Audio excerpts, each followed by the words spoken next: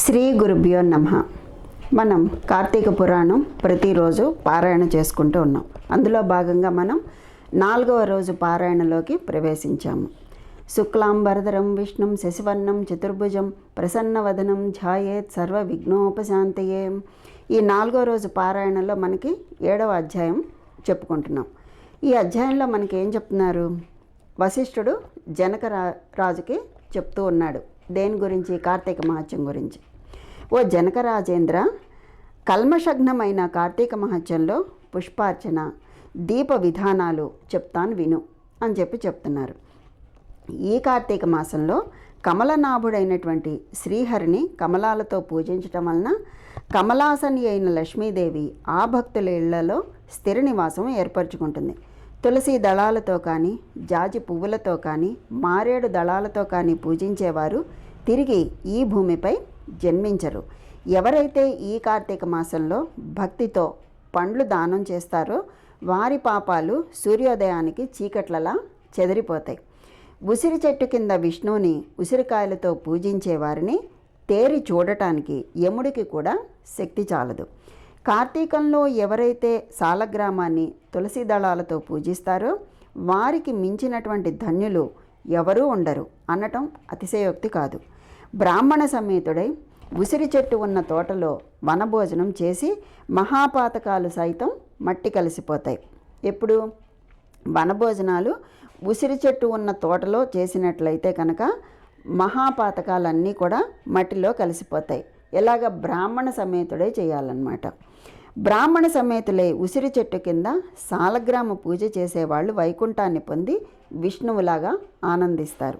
ఎవరైతే కార్తీక మాసంలో విష్ణు ఆలయంలో మామిడాకుల తోరణాలు కడతారో వాళ్ళు పరమపదాన్ని పొందుతారు. పువ్వులతో కానీ, అరటి స్తంభాలతో కానీ మండపం కట్టిన వాళ్ళు వైకుంఠంలో విష్ణువు సామీప్యాన్ని పొందుతారు. ఒక్కసారైనా శ్రీవారికి అంటే శ్రీహరికి సాష్టాంగ దండ ప్రణామం చేసిన వాళ్ళు అశ్వమేధ పుణ్యలబ్ధి పొందేవారు అవుతారు. విష్ణువుకి ఎదురుగా జప హోమ దేవతార్చనలు చేసేవాళ్ళు పితరులతో సహా వైకుంఠానికి వెళ్ళి సుఖిస్తారు. స్నానం చేసి తడిబట్టతో ఉన్నవాడికి వస్త్రదానం చేసిన వాడు 10,000 అశ్వమేధాల ఫలాన్ని పొందుతాడు. ఆలయ శిఖరంపై ధ్వజారోహణం చేసిన వారి పాపాలు గాలికి ఎగిరిపోతాయి. నల్లని లేదా తెల్లని అవిసెపూలతో హరిపూజ చేసిన వారికి 10,000 యజ్ఞాల ఫలితం ప్రాప్తిస్తుంది. కార్తీక మాసంలో ఏ స్త్రీ అయితే బృందావనంలో గోమయంతో అంటే ఆవుపేడతో అలికి పంచరంగులతో శంఖ పద్మ స్వస్తిక్ లాంటి రంగవల్లులను తీర్చిదిద్దుతుందో ఆమె విష్ణువుకి ప్రియురాలవుతుంది.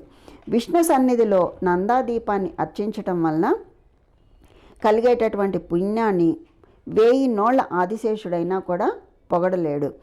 ఈ కార్తీక మాసంలో శివుణ్ణి జిల్లేడు పూలతో పూజించినవాడు దీర్ఘాయుష్మంతుడై చివరికి మోక్షాన్ని పొందుతాడు. విష్ణు ఆలయంలో ఉన్న మండపాన్ని అలంకరించినటువంటి వాడు హరిమందిరంలో చిరస్థాయిగా ఉంటారు. హరిని మల్లెపూలతో పూజించిన వారి పాపాలు సర్వనాశనం అయిపోతాయి. తులసి గంధంతో సాలగ్రామ పూజ చేసినటువంటి వాళ్ళు వైకుంఠాన్ని పొందుతారు. విష్ణు సన్నిధిలో నాట్యం చేసేవారి యొక్క పూర్వ సంచిత పాపాలు అన్నీ నాశనమైపోతాయి. భక్తితో అన్నదానం చేసేవాడి పాపాలు గాలికి మంచు తునకల్లా ఎగిరిపోతాయి. ప్రత్యేకించి కార్తీక మాసంలో నువ్వుల దానం, మహానదీ స్నానం, బ్రహ్మపత్ర భోజనం, అన్నదానం ఈ 4 ఆచరించడం ధర్మంగా చెప్పబడుతూ ఉంది. స్నాన దానాలు ఆచరించని వాడు పిసినారి అయి యథాశక్తిగా చేయనటువంటి వాడు 100 జన్మలు కుక్కగా పుట్టి చివరికి చండాల యోనిని జన్మిస్తాడు. కార్తీక వ్రతశూన్యులు మరుజన్మలో గాడిదిగా పుట్టి ఆ తర్వాత 100 పుట్టికలు సునక యోనిని జన్మిస్తారు. కార్తీక మాసంలో శ్రీహరిని కదంబ పుష్పాలతో పూజించినటువంటి వారు సూర్యమండలంలోనే నివసిస్తారు.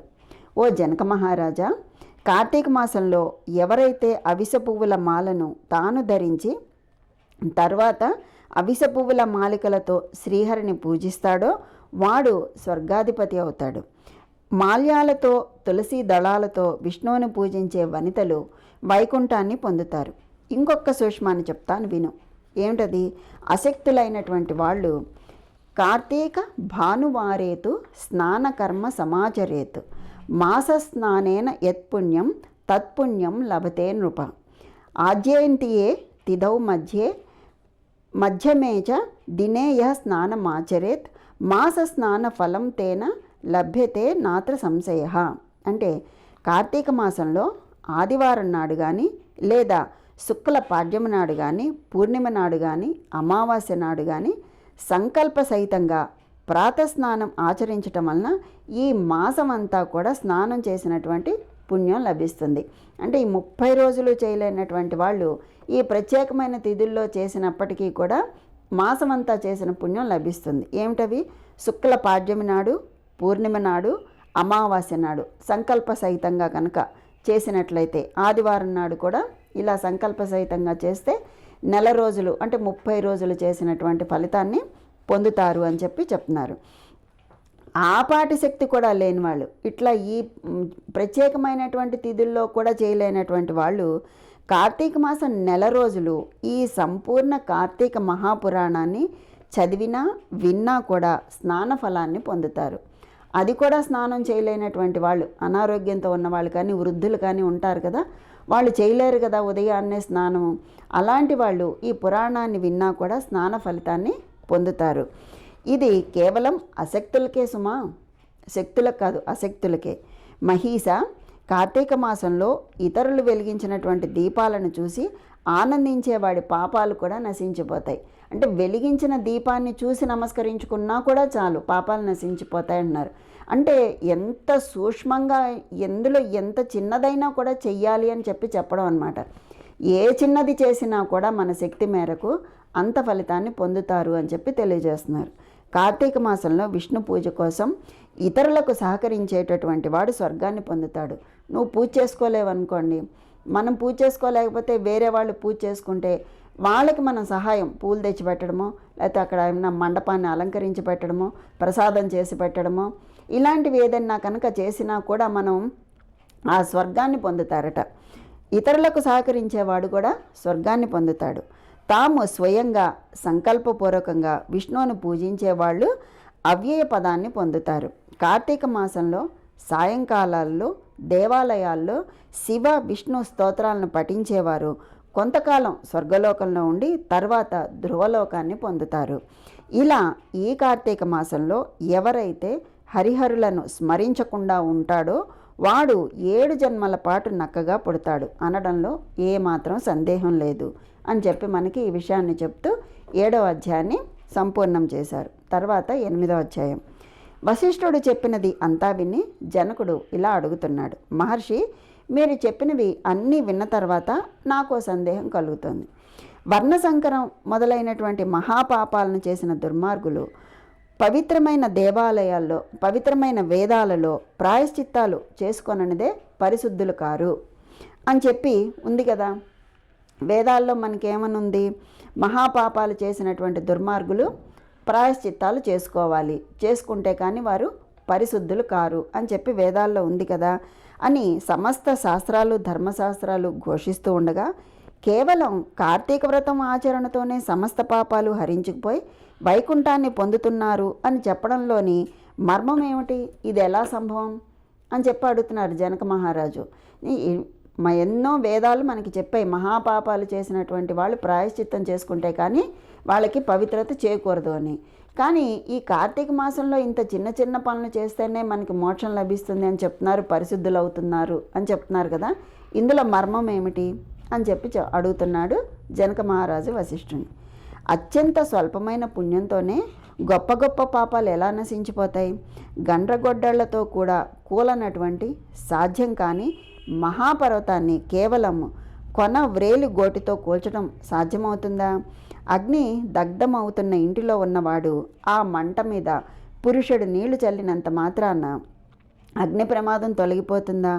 ఏ మహానదీ ప్రవాహంలోనో కొట్టుకుపోయే వాళ్ళకి ఓ పాటి గడ్డి పరక గట్టుకు చేర్చగలుగుతుందా? తనకు తానే కొండ మీద నుంచి కిందకి దూకిపడేవాడు కొండ చర్యల్లోని ఏలతనో పట్టుకున్నంత మాత్రం చేతనే నదీ పాత వేగాన్నించి సంరక్షింపబడతాడా? వశిష్ఠ, ఈ విధమైనటువంటి సంఘటనల రీత్యా మహాపాపులైన వాళ్ళ సహితము అతి స్వల్ప కార్యమైన కార్తీక వ్రతాన్ని ఆచరించటం వలన పాపరహితులు పుణ్యాత్ములు ఎలా అవుతున్నారు? వీటికి సమాధానం ఏమిటి అని చెప్పి అడిగాడు. అప్పుడు జనకుడి ప్రశ్నకు జ్ఞానహాసం చేస్తూ ఇలా చెప్పడం మొదలుపెట్టాడు వశిష్ఠుడు. వశిష్ఠవ్ ఏమని చెప్తున్నారు? మంచి విమర్శే చేశావు మహారాజా, చెప్తాను విను. ధర్మాన్ని సూక్ష్మంగా చింతించాలే కానీ స్థూల రూపాన్ని మాత్రమే ఆలోచించకూడదు.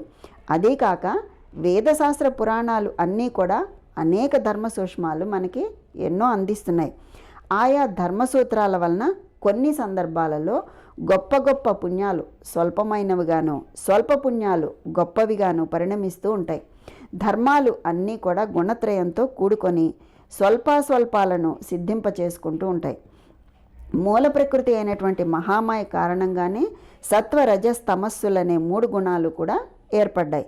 వీటిలో సత్వగుణ ప్రధానమైనవి ధర్మ సూక్ష్మాలు.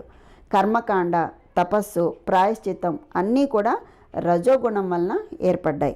తర్కం, దైవం, ఇతర చింతనతో సాగించేటటువంటి దైవ సంబంధ పద్ధతులు, ఆచరించే దాన ధర్మాలు ఇవన్నీ కూడా ధర్మం యొక్క స్థూల స్వరూపాలు. ఇవి తమో గుణం వలన ఏర్పడతాయి.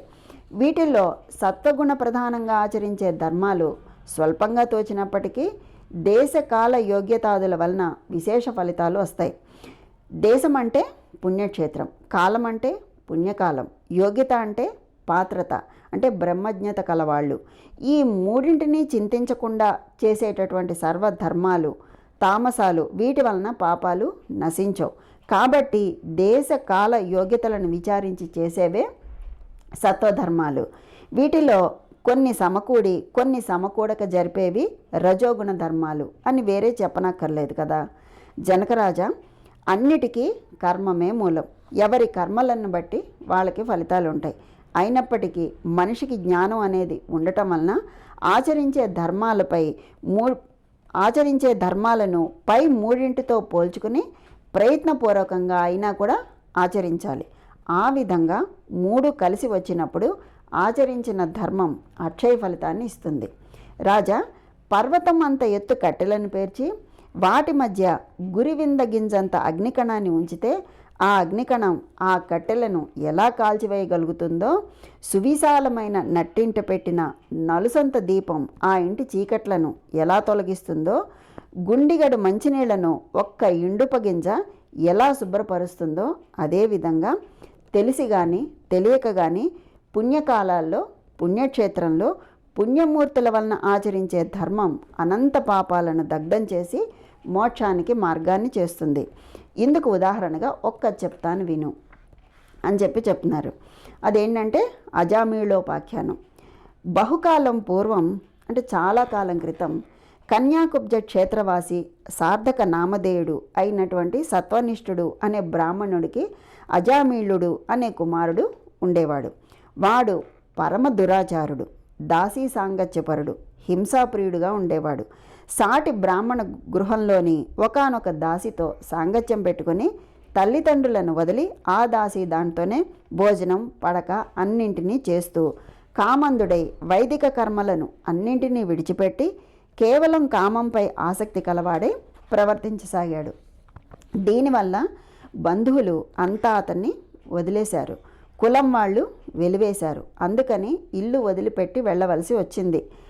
అప్పుడు అజామీలుడు ఆ చండాలపు వాడలోని ఒకానొక దాసీదానితో కాపురం పెట్టి కుక్కలను మృగాలను ఉచ్చులు వేసి పట్టుకునే వృత్తితో బ్రతికి అటువంటి జనాలలో లీనమై మధుమాంసాలు తినడం అలవాటు చేసుకుని కాలం గడుపుతూ ఉన్నాడు. అంటే ఎంత బ్రాహ్మణుడై పుట్టి కూడా ఎంత హీనమైనటువంటి జీవితాన్ని సాగిస్తూ ఉన్నాడు. ఇలా ఉండగా ఒకరోజు అతని ప్రియురాలైనటువంటి దాసీది కళ్ళు తాగడానికి తాటి చెట్టు ఎక్కి కొమ్మ విరగటం వలన కింద పడి మరణించింది. అజామీలుడు అమితంగా దుఃఖించాడు. అప్పటికి ఆ దాసి దానికి యవ్వనవతి అయినటువంటి ఒక కూతురు ఉంది. మహాపాపాత్ముడు మహాకామాంధుడు అయినటువంటి అజామీలుడు తనకి కూతురు వరుస అని కూడా తలుచుకోకుండా ఆ పిల్లనే వరించి ఆమెతోనే కామోపభోగాలను అనుభవించసాగాడు. కాముకుడు అయినటువంటి అజామీలుడు తన కూతురుతోనే అనేక మంది బిడ్డలను కన్నాడు.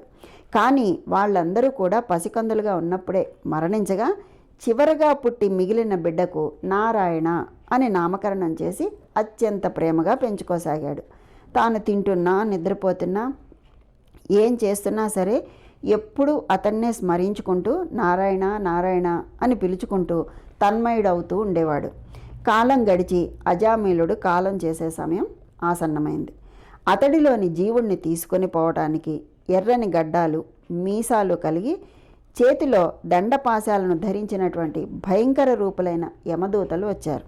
వారిని చూస్తూనే గడగడా వణికిపోయినటువంటి అజామిలుడు ప్రాణం పోయే సమయంలో కూడా పుత్రవాత్సల్యాన్ని విరమించుకోలేక ఎక్కడో దూరంగా స్నేహితులతో ఆడుకుంటూ ఉన్నటువంటి కుమారుడి కోసం నారాయణ, ఓ నారాయణ, తండ్రి నారాయణ అంటూ పలుమార్లు పిలవసాగాడు.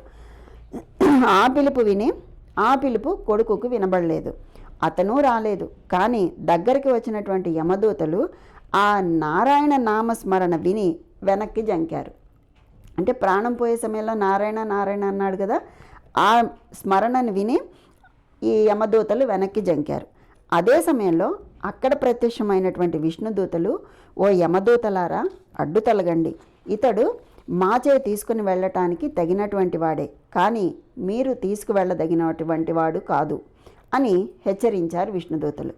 వికసించిన పద్మాలలాగా విశాలమైన నేత్రాలు కలిగినటువంటి వాళ్ళు, పద్మమాలలు ధరించిన వారు, కిరీట కుండలాలు ధరించిన వారు, వివిధ ఆభరణాలు ధరించిన వారు, పీతాంబర వస్త్రాలు ధరించిన పవిత్ర విష్ణుదూతలను చూసి విభ్రాంతి చెందినటువంటి యమదూతలు, అయ్యా మీరెవరు? యక్ష గంధర్వ సిద్ధ చారణ కిన్నెర విద్యాధరులలో ఏ తెగకు చెందినటువంటి వారు? మా ప్రభు అయిన యమధర్మరాజు మాకు విధించిన ధర్మం రీత్యా తీసుకుని వెళ్ళనున్న ఈ జీవిని మీరెందుకు తీసుకువెడుతున్నారు అని అడగడంతో విష్ణుదూతలు ఇలా చెప్పడం మొదలుపెట్టారు. ఇది స్కాంద పురాణ అంతర్గత కార్తీక మాసంలోని 7-8 అధ్యాయాలు సంపూర్ణం. అంటే 4వ రోజు పారాయణ మనకి సంపూర్ణమైంది. ఈరోజు చేయవలసినటువంటి పనులు, చేయకూడనటువంటివి ఏమిటి అంటే కనుక, ఈరోజు 4వ రోజు నిషిద్ధాలు చేయకూడనటువంటివి ఏంటంటే వంకాయ, ఉసిరి తినకూడదట. కార్తీక మాసం 4వ రోజు. దానాలు చేయవలసిన దానాలు ఏంటంటే నూనె, పెసరపప్పు దానం చేయాలి. పూజించాల్సినటువంటి దైవం విఘ్నేశ్వరుడు. జపించాల్సినటువంటి మంత్రం ఓం గం గణపతయే స్వాహ. ఈ విధంగా చేయటం వలన కలిగేటటువంటి ఫలితం ఏంటంటే సద్బుద్ధి కలుగుతుంది, కార్యసిద్ధి కలుగుతుంది. కనుక ఈ విధంగా ఆచరిస్తూ మనం ఆ కార్తీక పురాణాన్ని వింటూ, కార్తీక పురాణాన్ని పఠనం చేస్తూ, పారాయణ చేస్తూ, విధి విధానంగా ఇందులో చెప్పిన విధంగా మనకి శక్తి మేరకు ఏది చేయగలమో అది చేస్తూ ఆ శివకేశవుల యొక్క అనుగ్రహానికి పాత్రలవుదాం. కనుక వారి యొక్క అనుగ్రహం అందరికీ కలగాలని కోరుకుంటూ స్వస్తి.